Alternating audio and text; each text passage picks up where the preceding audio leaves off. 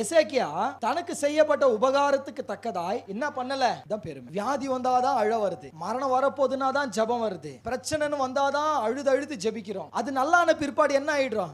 இந்த மைண்ட் தான் நமக்கு வருது. இந்த மைண்ட் அடிக்கடி வந்து போதுன்னா நீங்க டேஞ்சர் ஜோன்ல இருக்கிறீங்கன்னு அர்த்தம். ஒரு பிரச்சனை வரும்போது தேடுறதும் அது சரியான பிற்பாடு அமைதியா வருதும், திரும்ப ஒரு பிரச்சனை வரும்போது தேடுறதும் அது சரியான பிற்பாடு ஒரு அப்படியே அமைதியா வருதும். போராட்டம் வந்த உடனே குடும்ப ஜெபம், பாஸ்டர் உபவாச ஜெபம் வச்சிடலாமா, 7 நாள் நான் ரெடி பாஸ்டர். எசேக்கியா தனக்கு செய்யப்பட்ட உபகாரத்துக்கு தக்கதாக நடவாமல் மனம் மேட்டுமையானா. வேலை கட்சோன்னே ஆண்டவரை மறந்துடுது, காலேஜுக்கு போனோன்னே ஆண்டவரை மறந்துடுது. சம்டைம்ஸ் இந்த மனம் மேட்டுமை வந்துச்சுன்னு வைங்கள, கொடுத்தது புடிங்கிறாரு. அதான் இங்க பாக்குறோம். இந்த டேஞ்சருக்குள்ள தான் போறோம் நம்ம. ஆரோக்கியம் வந்தோடனே மறந்துடும் பாருங்க, திரும்ப இந்த வியாதி. ஐஸ்வர்யம் கொடுத்தோன்னே மறந்துடுமா, திரும்ப இந்த தரித்திரம். கொடுத்ததை வாங்க வைக்கிறதுக்கு காரணம் என்ன சொல்லுங்க? நம்ம மனமேட்டுமை தான். ஆண்டவர் ஒன்னு கொடுத்தாரு, அதை காப்பாத்திக்கணும்னா கொடுத்தவரை மேன்மை படுத்திக்கிட்டே இருங்க, நீங்க காப்பாத்திப்பீங்க அதை.